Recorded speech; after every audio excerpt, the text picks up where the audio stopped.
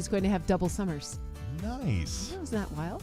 You have to double a season. Why not summer? There you go. Hey, today we have Faith and Feast with Teresa Zapeta, Man Cave with Pat King.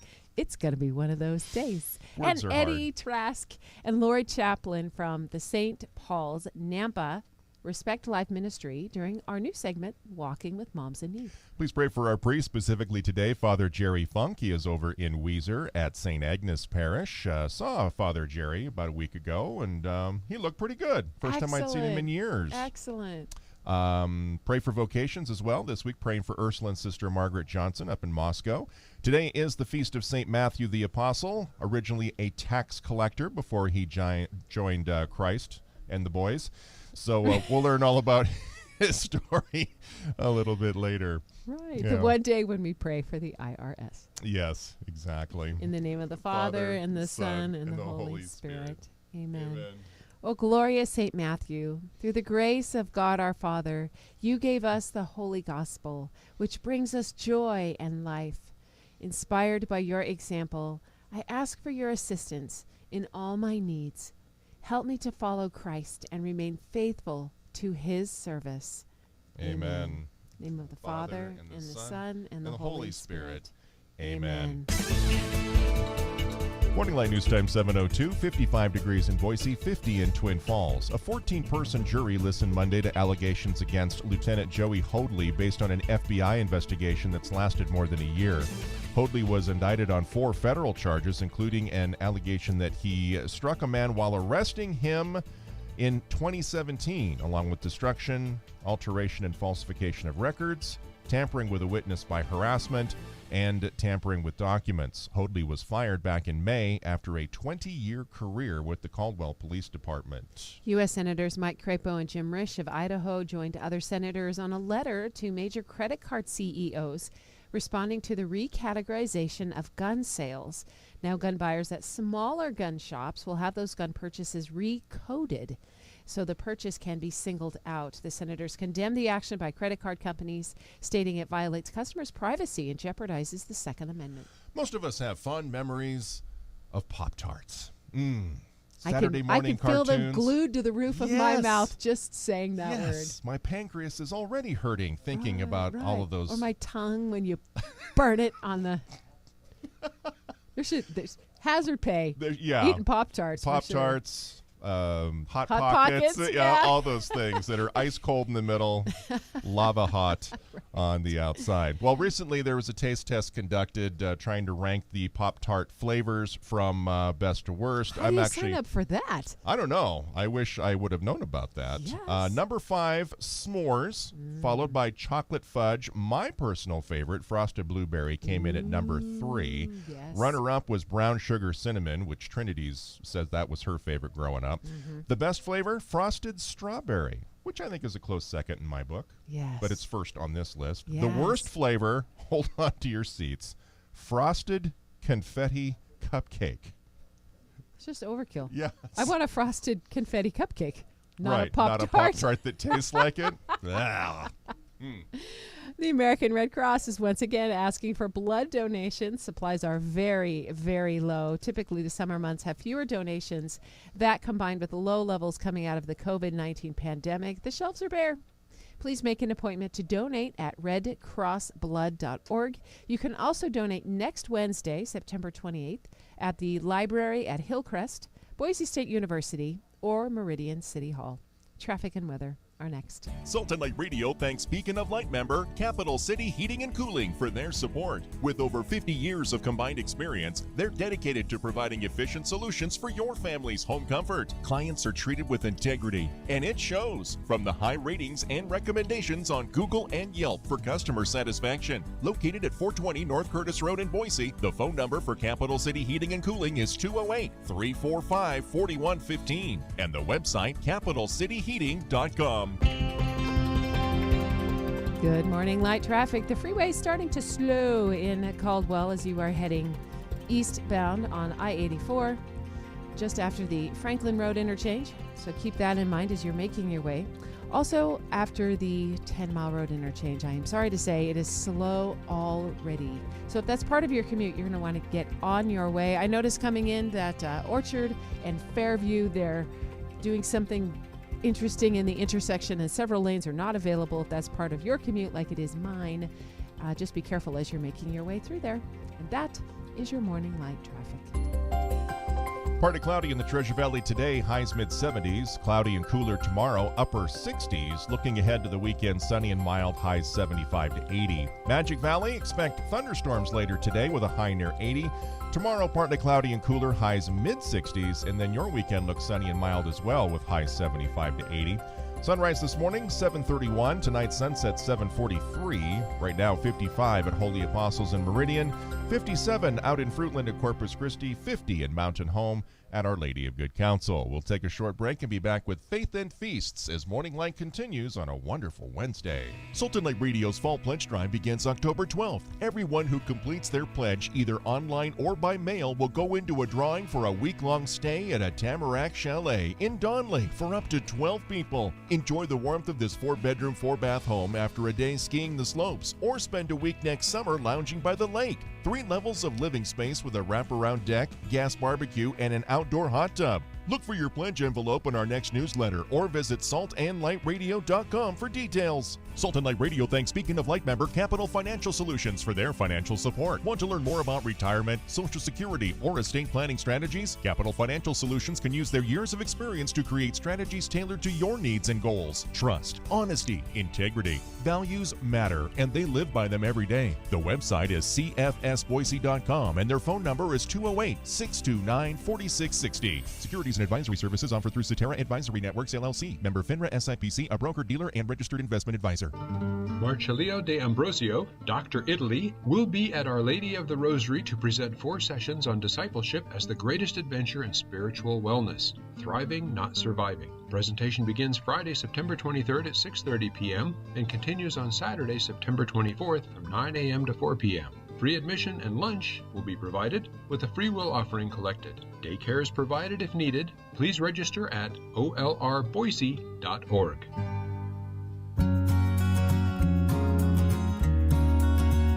Transform your life into a joyful celebration of our faith by observing the long list of feasts on the liturgical calendar. Morning Light brings you Faith and Feasts with Teresa Zapeta, providing you with ideas on how to turn ordinary activities into supernatural opportunities. 7:08, Morning Light continues across the Sultan Light Catholic Radio Network.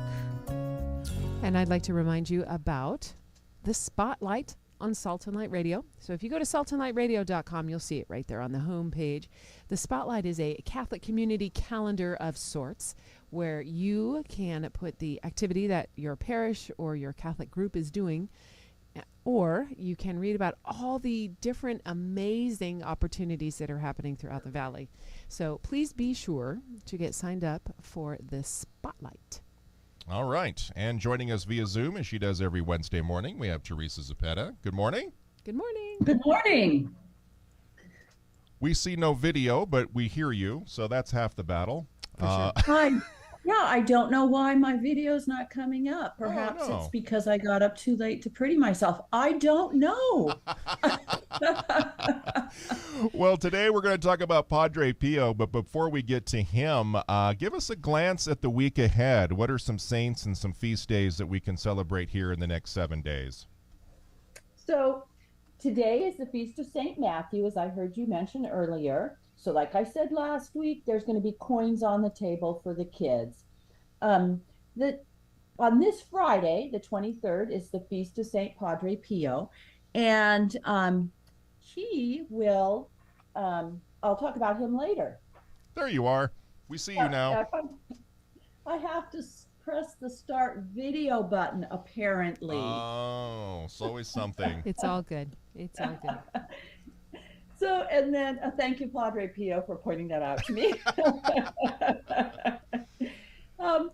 Then on Tuesday of next week, the 21st, is the Feast of St. Vincent de Paul. And we have a Catholic Cocktails episode that came out back in the summer. I'm not sure what number episode, but Google Catholic Cocktails St. Vincent cocktail, you will get the recipe and a little brief biography about him.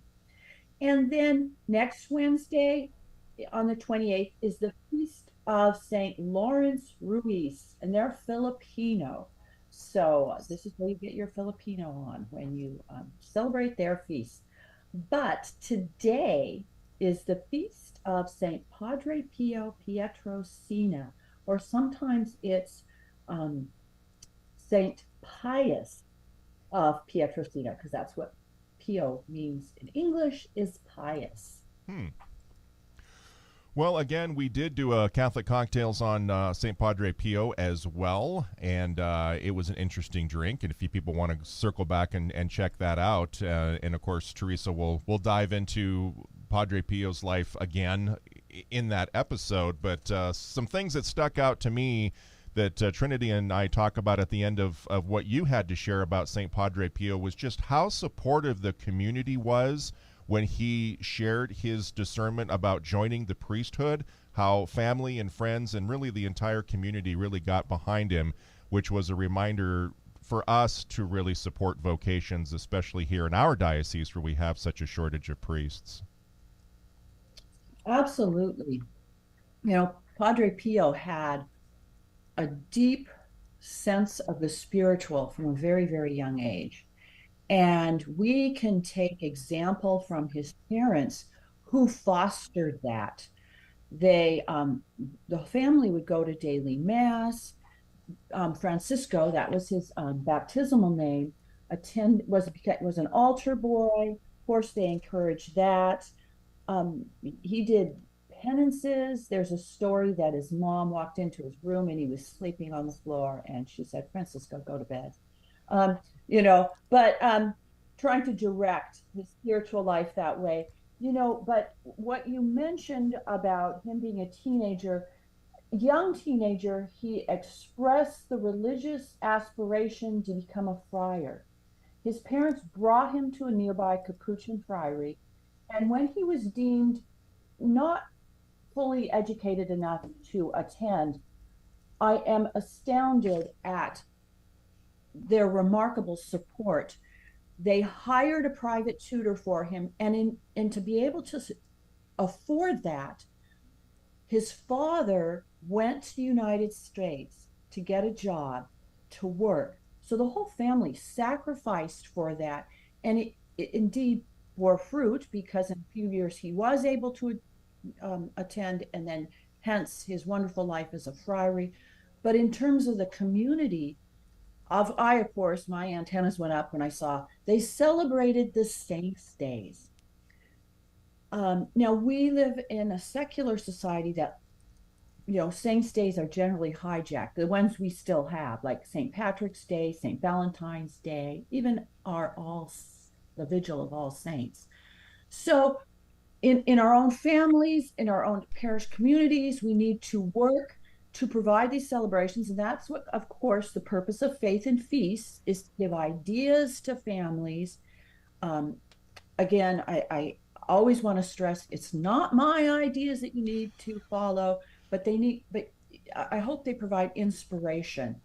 So you're right, we need to do that to help support our seminarians, but anyone who has children in their lives, in my case now, it's the littles are grandchildren, but even my adult children, to encourage them in their religious aspirations. I mean, think about the effort parents do to take their kids to athletic practices, to music practices, to all sorts of things, even fun things. Oh, we always go on our summer holidays, which is good, which is great. But today, the Feast of St. Padre Pio, analyze, what am I doing? Can I stand before God and say, I gave it my all in terms of supporting my family? We're going to be celebrating the angels. First, the archangels coming up here, and I believe it's the 29th. And then I can't remember which day in October we celebrate the guardian angels. And St. Padre Pio, he had some familiarity with the angels as well. Yes. So October 2nd is when we celebrate the guardian angels. So some of the ideas that we can use to celebrate Padre Pio's feast can also be used on the Feast of the Guardian Angels or Saint Michael, Raphael, and Gabriel. But you're right. He had a great devotion to his guardian angel. He had a familiarity with them that he spoke to them, two-way conversations. It was so commonplace for him. He thought that everybody did that. So obviously, okay, I'm going to say I neglect my guardian angel and I need to pay more attention to my guardian angel. Our guardian angels are a great gift to God. In the upcoming episode on Catholic cocktails and the archangels, I talk about angels in general, and they are awesome beings. So it is a gift of God that we are assigned a particular guardian angel at our creation to guide us throughout our life. So let's take advantage of this guardian angel. First, we can become more faithful to praying the prayer of the guardian angel, teaching our children to do so. Our wonderful watches and phones now can give us, we can set them so they give us periodic reminders. Maybe set it every hour so you get a little beep that says, oh, let me be conscious of my guardian angel here, and maybe address the guardian angel. Have a little conversation with your guardian angel. But in terms of food, we can do of course, the angel food cake comes to mind. A recipe that I got from Catholic Cultures that I usually do for Padre Pio is Italian sausage, red and green peppers, and farfalle pasta. Those are the ones that look like little angel wings. Because it's a Friday this year, I won't be including meat, so maybe an Alfredo sauce. You can use angel hair pasta if you would like to do that instead. But those are some good foods you can either have on the Feast of the Guardian Angel, on the Feast of the Archangels, or on Padre Pio's feast. I love that. So what is his 5-point rule? A lovely rule to live by. 1, weekly confession. 2, I want to say about weekly confession. Like Saint Jean Vianney, he spent hours in the confession, 10 hours. Saint Padre Pio had a gift of reading hearts. So if a penitent neglected to mention something, he knew it and could bring it up in the confessional. And he also gained international attention, and his confessional lines were long, drawing people from all over the world. 2nd was daily communion. 3rd, daily spiritual reading. 4th, an evening examination of conscience. And 5, mental prayer.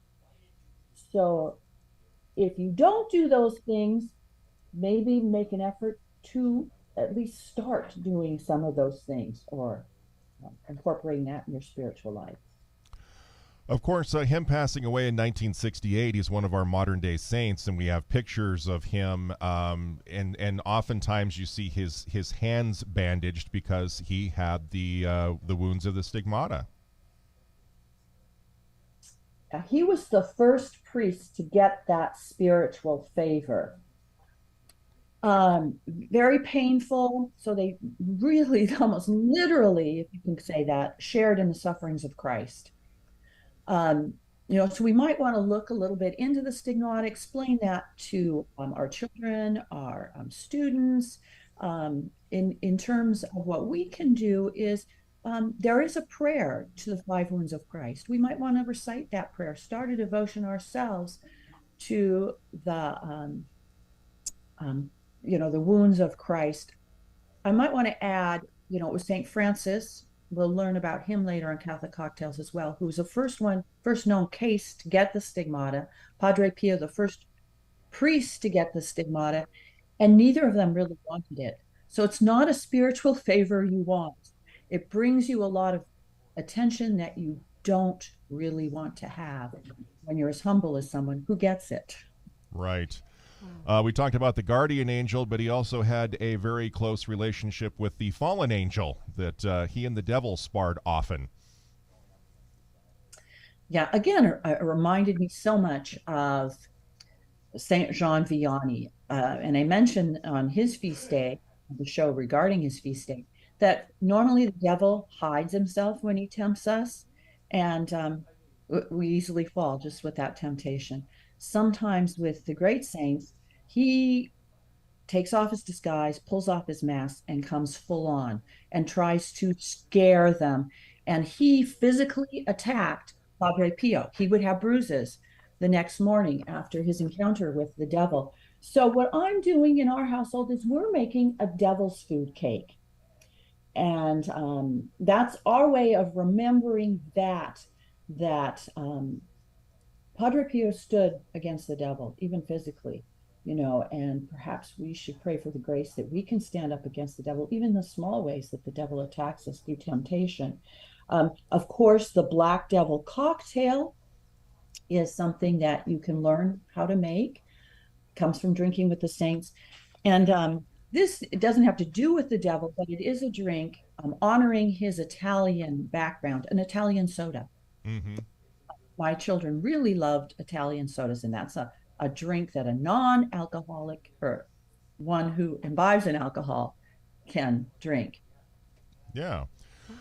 So basically anything Italian, which Hope and I are kind of, already salivating, thinking about Italian food, us both being of that heritage. Indeed. So definitely looking forward to celebrating this feast. Anything else or any other ways we can celebrate St. Padre Pio before we let you go this morning?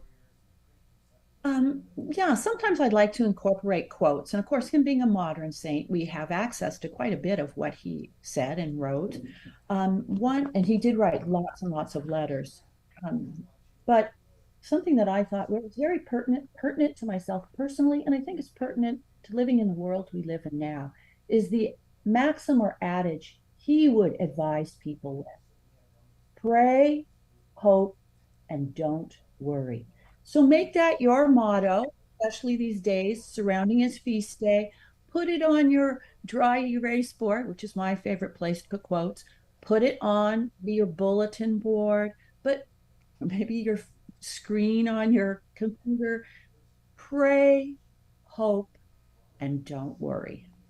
It's amazing how popular that quote itself, but also all the weird spin-offs that, pray, hope, and drink coffee, and just they're everywhere in the secular world. Right. Are adaptations of this quote. So it's Something else that they I love hijacked. secretly in my heart going, I know where that came from. Yep. I know the source of that. So wonderful. Thank you so much. All right, Teresa, thank you as always, and we will talk again next week. Okay, bye. God bless. Daily Meditations of Pope Benedict XVI, presented by Leonardo D. Philippus of St. Luke Productions. Abandoning ourselves to God. In a word, we think that evil is basically good. We think that we need it, at least a little, in order to experience the fullness of being. We think that a little bargaining with evil, keeping for oneself a little freedom against God, is basically a good thing, perhaps even necessary. The person who abandons himself totally in God's hands does not become God's puppet. Only the person who entrusts himself totally to God finds true freedom, for through God and with God he becomes great, he becomes divine, he becomes truly himself. The person who puts himself in God's hands does not distance himself from others, withdrawing into his private salvation. On the contrary, the closer a person is to God, the closer he is to people. We see this in Mary. The fact that she is totally with God is the reason why she is so close to human beings. For this reason, she can be the mother of every consolation and every help, a mother whom anyone can dare to address in any kind of need, in weakness and in sin, for she has understanding for everything, and is for everyone the open power of creative goodness. Thus, we see that the image of the sorrowful Virgin, of the mother who shares her suffering and her love, is also a true image of the Immaculate Conception. Her heart was enlarged by being and feeling together with God. In her, God's goodness came very close to us. This meditation is taken from Benedictus, published by Ignatius Press and Magnificat, and produced by St. Luke Productions. Learn more at stlukeproductions.com. Kick off your work boots and pull up a boulder. Morning Light now presents Man Cave, discussing the issues that affect Catholic men in today's culture. And now your favorite cavemen, Pat King and Eddie Trask. Good morning, 7:25. Pat King, Eddie Trask joining us now in the St. Gabriel studio. Good morning. Good morning. We have nothing. We had our. They spent You need it to in put blue microphones Well, out in the green room. I so we missed can- last week. I heard there was a great joke told at the beginning No, of the segment. it was a dad joke that failed. What- But if you would have been here, Which sometimes he would have given you the sympathetic. So I've got a good laugh joke. you I needed. got no, because he would have interrupted me. He says, "I know this yeah, one." exactly. Yeah. Brian is a little slow on. So you I've know, got a those joke, jokes. and it starts with a guy going into a cave. No, it's not. It's not that. and he doesn't come out alive. No.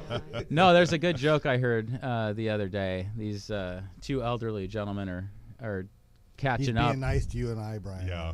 Okay, go ahead. No, go these ahead. two Let the man tell these the joke. elderly men are chatting, and one turns to the other. He goes, "Elmer, didn't you go to a memory clinic recently? How was that?" He goes, "Oh my goodness, it was amazing." And so Elmer says, "What was the name of that again? I think I want to go." He goes, "What was the name of that memory clinic?" It's called a And glue he said, "Oh man, we learned so much there. Dang it, what was it called?" He goes, "That's it." He goes, "What is the name of that flower with the long stem?" And the guy goes, "Shoot, what is that called?" "Oh, it's a rose." He goes, "Thank you so much." Turns to his wife, "Hey, Rose, what's the name of that memory clinic?" But I'm fault. Excellent. That was that's- better than- That saved you, Pat. Yeah. No, that's nothing's gonna say. Except for our Christ, you know. good. he's Yeah. the other thing. Amen. So what are we talking about today? Well, like I said, we had our conversation out there. It's done. You should So put we're microphones just sharing out bad there. and then jokes. No, so there's we started talking about social justice a couple weeks ago, and I think people think that they really don't understand what social justice really is, and they don't. They hear it so often they think it's just giving things away or leveling the playing field, and what one of the things that rarely gets brought up is the social justice involved with the dignity of work. I think that we tend to want to help someone to the point where they choose not to work anymore because they've got so much help coming in.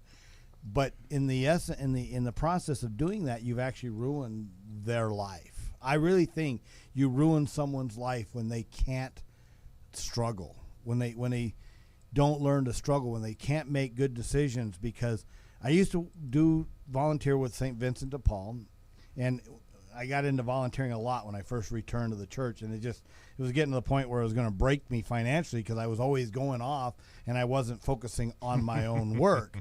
But I really think that when you get people into the groove of going to find the next food bank or going to find the next service that'll pay for your rent or pay for your utilities, they spend all their time doing that and never really trying to figure out their own plight. You know, the old adage is give a man a fish, you feed him for a day, teach him how to fish, you feed him for a lifetime. And I grew up in the Jimmy Carter era. And Brian, were you? Yep. Yeah. So jobs were very hard. It was a big recession. The interest rates on buying a house was into the 14, 16, 18% rate. Yeah. Gas was, you had to get gas on even days. If your license plate, odd and even days, you could only get gas, and it was always a line. And back then, gas was still only 75 cents to $1 a gallon, and yet we had a shortage of gas. And so it was very dull and abysmal. It was very sad. And here I am coming of age, and I'm trying to find a job, right? And I was told, you don't have any experience in the types of jobs that were going to pay me more. I was tired of restaurant jobs, and I wanted a job that would give me a career, give me a skill set, and they'd say, well, you don't have any experience. Well, how does someone my age get experience? So what I did something, someone made the suggestion, go offer them your services for 2 weeks for free. Go work for free. Wow. And say, I'm willing to work to learn the skill. You don't have to pay me to train. I'll work for free. Just give me an opportunity to show that I'm valuable. And I did. I got a job that way. And the guy, not after the 2 weeks, I said, well, obviously you don't want to keep me, so I'm just going to go. He says, no, you're one of the best workers I've ever hired. And I said, and here's your paycheck. So I wasn't expecting a paycheck, but I just really wanted a job. I wanted an opportunity to work. And that one thing, and along with other things along the way, I was always told that if you aren't willing to work for whatever whatever you agree to be paid, you aren't worth hiring. Meaning if you agree to $3 an hour, then you work your butt off for $3 an hour. You make yourself worth $10 an hour. And my grandfather taught me that. And so when I got that paycheck, I thought, wow, this was a good lesson. Now, it didn't say that at the time. I got a paycheck, woo, and I got a job. And you look back over your life, you're saying, that taught me that if you're willing to work for nothing to prove your worth, then you're more valuable than you think you are. Yeah. And there's dignity in the effort, the job, the honesty of the work, the getting your hands dirty. And I'm 60 years old now, and I still have no problem going out every day and doing what it takes to earn my way. But the one thing that people don't realize, by earning your own way, you can never really truly be a giver if you're not earning your own way. I mean, you can't be charitable if you have nothing to give away. If everything's given to you, how are you then charitable if you're not earning that? If you're not earning the wage you give yourself, or your time or your treasure, that's the most valuable thing you can learn to do. And there's so many life lessons coming out of just the dignity of work. Well, yeah, the dignity of work. And if a person, we've talked about different gifts that people bring to the table. And in the case of what Pat's talking about, this is supposed to be viewed in terms of a community, not just, hey, I'm going to work. It's how am I contributing to my community? And if I'm not doing that, a lot of people in isolation are not using their gifts, right. And so you can't build up the community. So whatever the job may be, right. You have to think in terms of this is a communal approach, that if I work, he works, we all work, we're getting better. There's more value there. And the church has talked about this, like the foundation of that, of what supports work, of what supports community, of what supports longevity, is the family.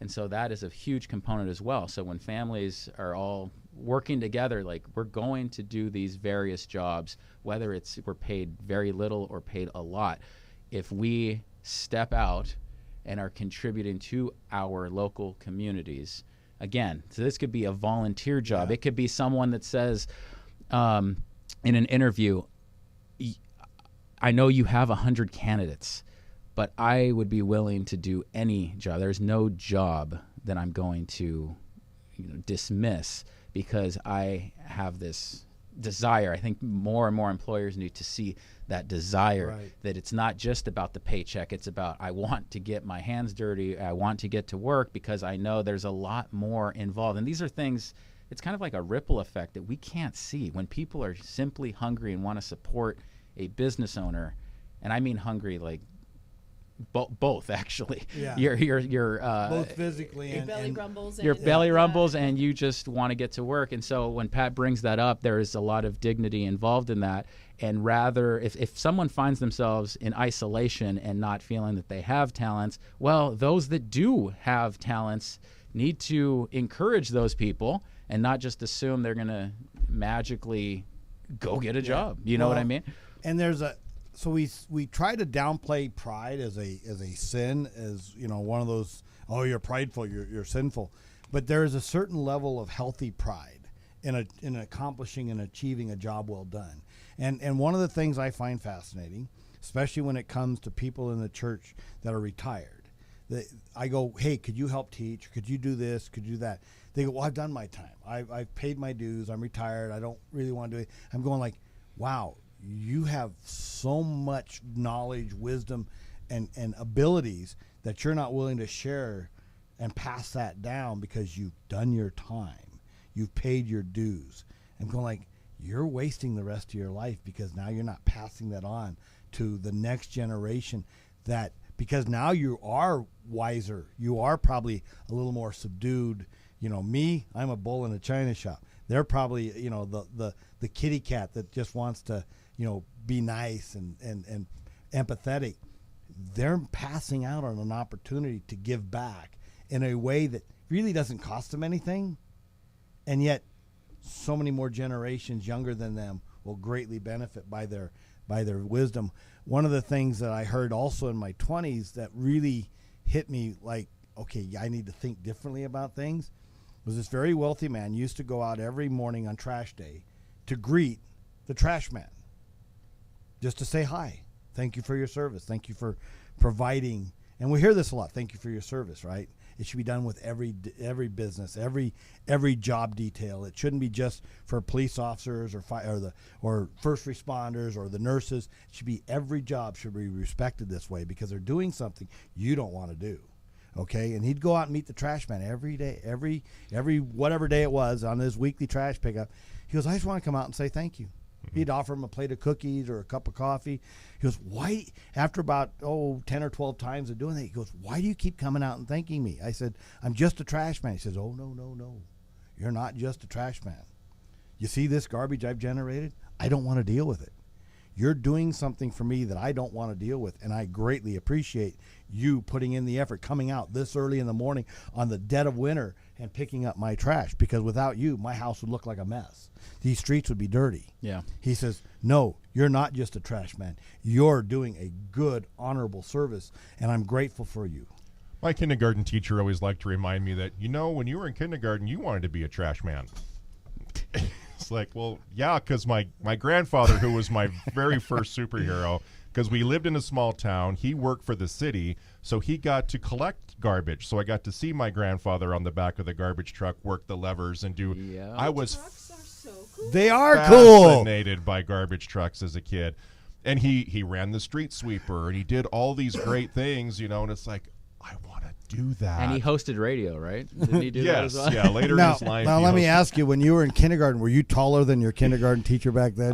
No, not quite yet. She was a sprightly lady. I think of the other point is the work-life balance. So you're talking about, people saying these things, I paid my dues. I think in some cases it probably comes from being overworked, potentially not particularly enjoying your career. That can actually be a separate topic, but but it just reminds me that a lot of people in this society, I don't know how far back this goes, but a lot of people are sold the idea that once you reach retirement, you're done. That's it. You've got nothing left. And so the implication there is your career sucked. So you just are saying, I'm throwing it in. Now it's about me. What are my hobbies? These things. But to Pat's point, if there is a better work-life balance, then maybe there'd be more people that are willing to step in. And I don't know who to question at that point as far as the work-life balance, because a lot of times we have to have a voice. We have to be an advocate. But there are other employers that are not necessarily adhering to the social teachings. The church will talk about that. You got to make things possible. You can't work someone 14 hours and expect a family unit to be cohesive as a result. Yeah. Well, and you're right about that, but this is the last thought. I think Jesus wants us all to be productive in an effort to generate not wealth, and not just even substance living, but in spreading the knowledge and your wisdom and helping others. The work really never ends, okay? But if you're just going to sit back and let it just, kick back and let things happen around you, you're no longer doing the call of godly effort of helping pass that on, or teaching, or consulting, helping others become like you, better at life. And you have a lot to give. And that's my challenge also, is that if you are retired, if you are on the golf course every morning at 9 a.m. with a set time with a group of guys, I know that's probably fulfilling for you somewhat, but I can't see myself doing that. I want to get to a point where I can do more of the things I don't have to do because I want to do them. There you go. Pat King and Eddie Trask, Man Cave, every Wednesday at this time. We'll take a short break here. Be back with news, traffic, and weather next. This is Jack. And this is Sandra. And we're starting a brand new podcast with Salt and Light Radio. We'll be talking about our lives as Catholic students at Boise State University. We'll also be talking about our experiences living in the Goretti and Frassati Houses of Discernment. Our episodes will include a Saint of the Day segment, as well as bringing on a new guest every single episode. We're super excited to share our experiences with you all later this September with our first full-length episode of the St. Paul's Cast. We'll see you there. Do you still need to make your will or update it? Whether you're 18 or 80, everyone needs a will. The diocese has made it easy and free. Visit their secure online will-making platform at givingdocs.com/Catholic Idaho. You can complete your free legally binding will in about 20 minutes. Making a will is the best way to protect your loved ones and to contribute to the people and causes you love the most. Get started today at givingdocs.com/Catholic Idaho.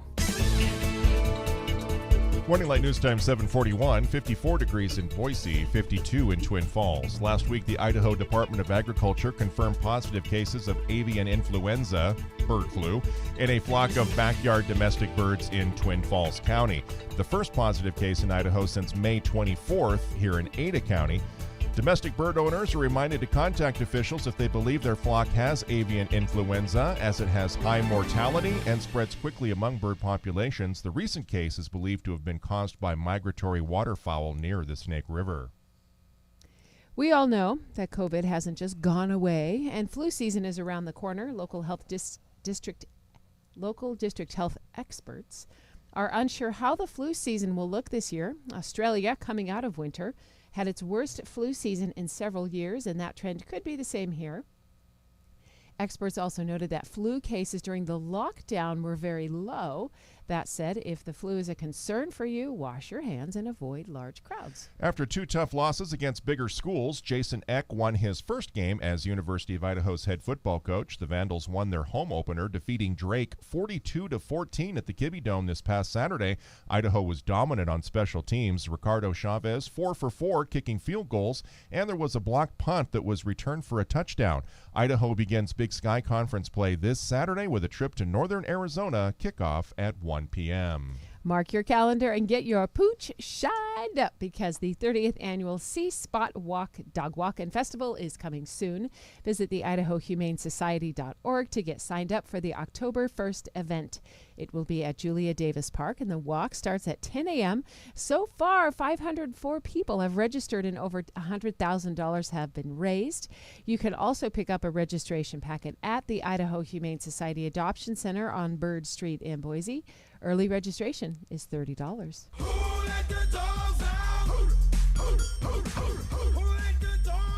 Traffic and weather are next.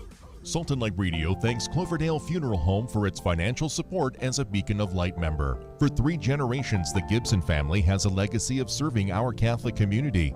The heritage of Gibson Funeral Homes is now part of Cloverdale Funeral Homes. When you want a personalized funeral experience to share the story of your loved one, they're located at 1200 North Cloverdale Road in Boise, or online at cloverdalefuneralhome.com.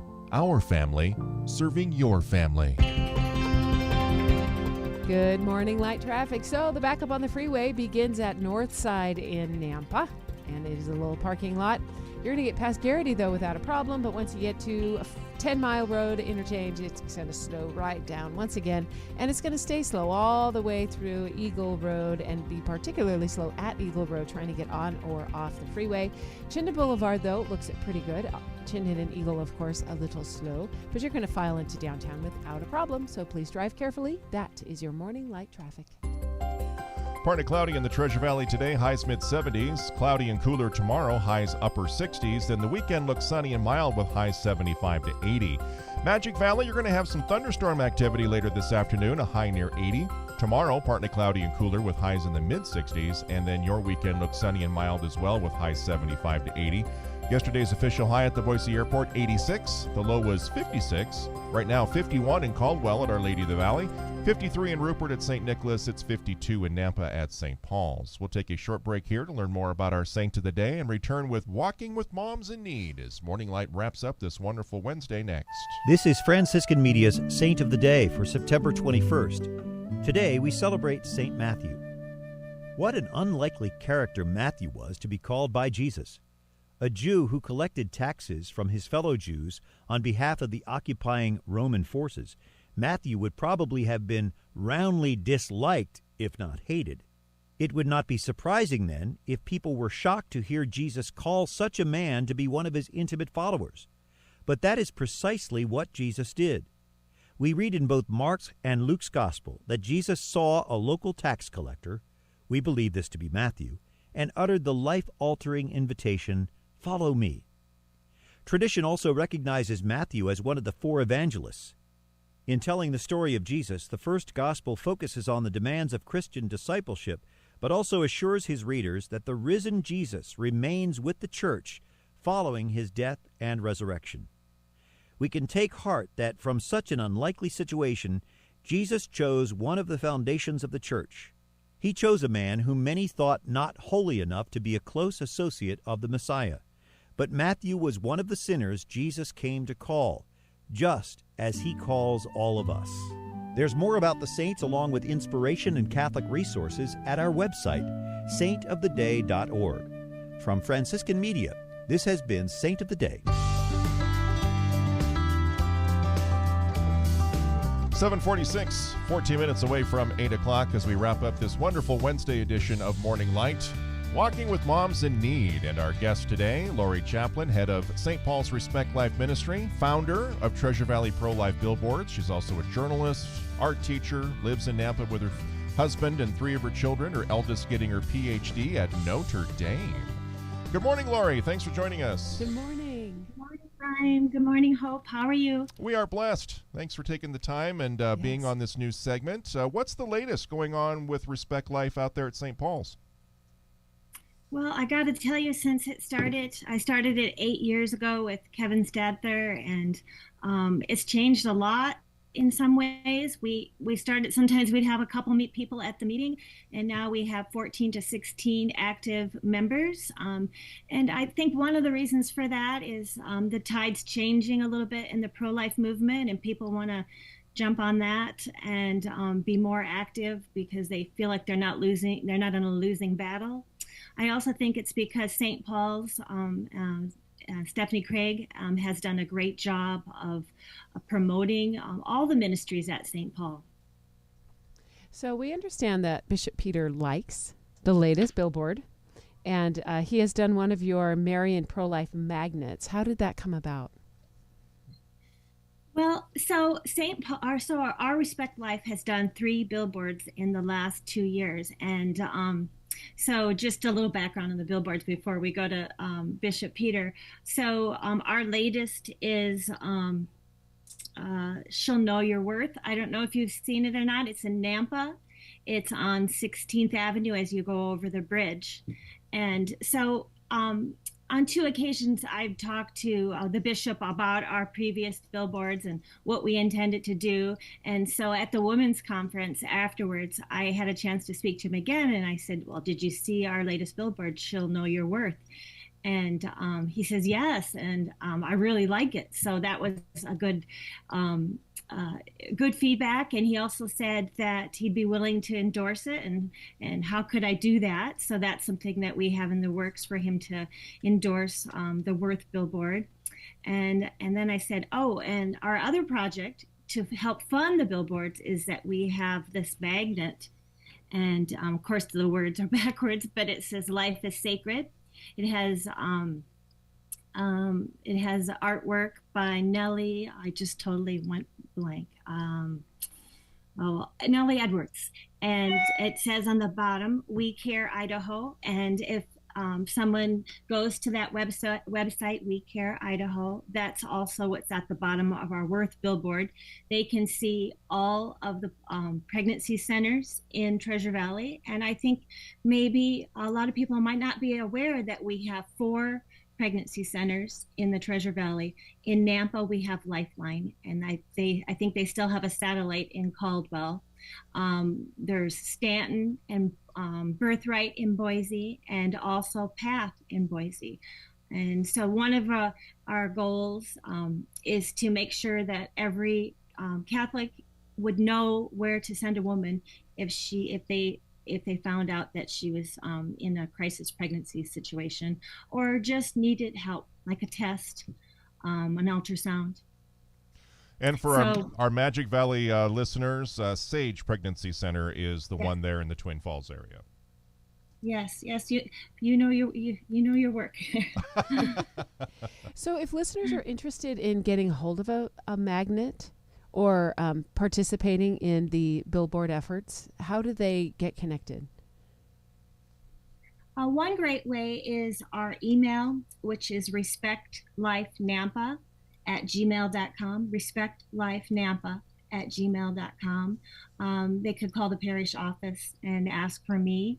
I'm Lori Chaplin, and we could meet up.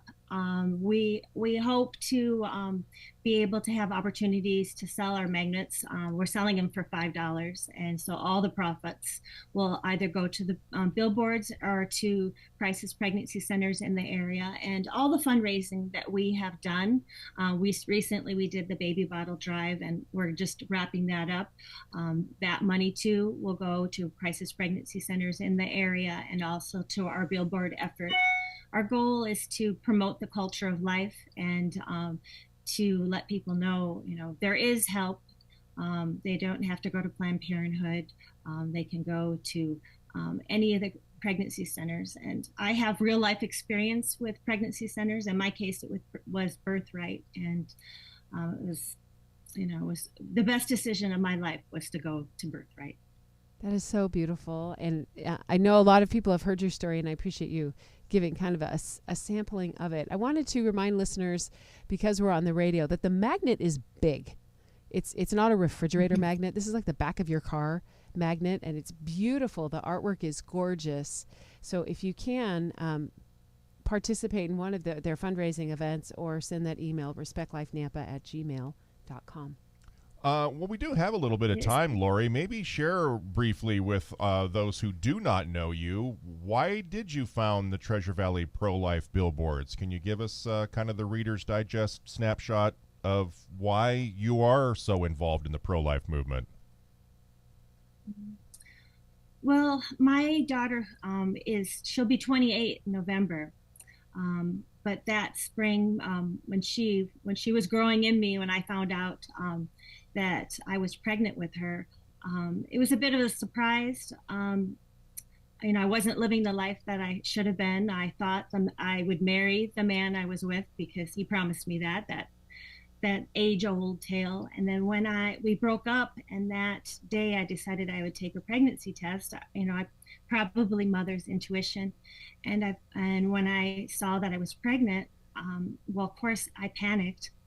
There's so many questions that you need answered, and I was not in a financial situation to have a child. I wasn't even working full-time. I had 2 part-time jobs, and immediately what I thought was I need to get help.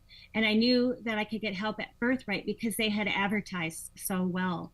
And so fast forward, I've been doing billboards for a dozen years in the Treasure Valley. When I saw Planned Parenthood have their billboards up, I thought we need to put the pro-life culture of life message out there. And because advertising works, and women need to know where they can go and get life affirming help. And you'll never regret going to a crisis pregnancy center.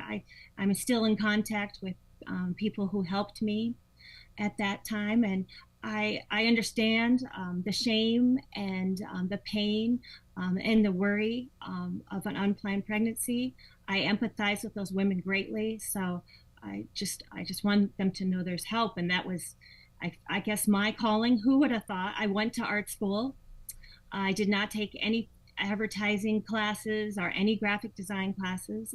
but the Lord uses people who maybe aren't the best for the job, but they get put in that job. Fundraising, who knows that you're going to have to know these things. I would do things a little differently if I'd known, but in the Lord's wonderful, beautiful plan, it all works out, and I'm amazed. And we've gotten such good support, and people stepping up to make this happen. I used to have to work a lot harder to get the funds to put up billboards because they're expensive. Like the one we have now, it's the smaller one. It's over $1,000 a month. Wow. Yes. And if we get lucky, the slot doesn't get sold and it stays up longer. Right. And fun fact, your daughter has been on some of those campaigns over the years. Her face, Yes, her likeness. yes. Yeah, in the mall and on the back of the bus signs. For Birthright, we had it was the CARE billboard. I can't remember the exact words, but it was a CARE billboard, said something about care. And it was funny. People would stop her at the mall and like, "Don't I know you?" And she's like, "No." Oh, that's funny. That's funny. What I thought I would have her on the billboards rather than myself because she's more relatable because she's younger than me, and that was one of my favorites. Yeah, absolutely. Yeah, I agree for sure. Have you been able to get feedback or any stories from people responding to the billboards? Yeah, that's always the issue. In the past, we did have a save with one of our first billboards, and they didn't go to, at that time it was with Birthright. They didn't go to Birthright. They ended up going to Stanton, which I don't care. But the message got them Googling, and then they chose a pro-life option. That's the biggest story that I know that there was a save. I hear more comments from our Catholic community, how that bolsters them to see positive imagery and dictating where can women go, informing, I should say, rather than dictating where women can go. So I hope that someday when I die, I will meet all those babies saved. Oh, wow. That would be beautiful. Yes. Finally, what does St. Paul Respect Life have in the future? Any big plans you want to share with our listeners this morning? Yeah, we do definitely. So in April, we plan to have a dinner and a speaker, and hopefully that will be a big event that not just St. Paul's will want to come to, but those Catholics in the Treasure Valley. So that's in the works. It's the first time we have done a dinner. It's a bigger scale of fundraising than we've done in the past, but it's not just fundraising, it's more informational. The speaker her talk will be more about how you can prevent even coming to the issue where there's a crisis pregnancy. So more of a preventative speech. Beautiful. Great. That is powerful. Well, as we get closer to that, we'll have you back on the show, and we can definitely promote that event. I want to remind people, or at least let people in on a little secret, that coming up this Friday, it's show number 1,000. Morning Light will have done 1,000 shows this Friday, and it just happened by divine providence that it is also Hope's 3rd anniversary as being co-host of Morning Light. So you guys have tolerated me for 3 entire years. It's a big celebration that we're trying to plan here for Friday, but I just want to let people know that from the inception of Morning Light, there were 2 things that we really wanted to tackle on this program. One was the pro-life issue, and one was raising awareness about vocations. And so I'm just very grateful. I mean, luckily, I've known Lori longer than Morning Light's been around, but we had that foundation in the pro-life movement that we've been helping Lori with her fundraisers for the Billboards over the years, that it's just been that natural fit. So I appreciate everything that you're doing with the Billboard campaign and in the pro-life realm, and all the other folks that are on this show week in and week out, really pushing. Right. And we're winning the battle. Indeed. So. Indeed. And especially now that Roe versus Wade has been overturned, people think, oh, we can relax now. The work is done. The work is just different. Yeah. It's shifting from Boise to Meridian, now out to Ontario. So, yeah, we still got to roll up our shirt sleeves. Lori, anything you want to add before we let you go?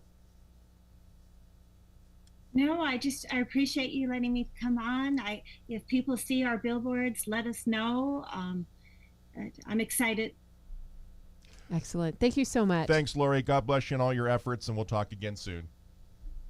Take care. Bye-bye.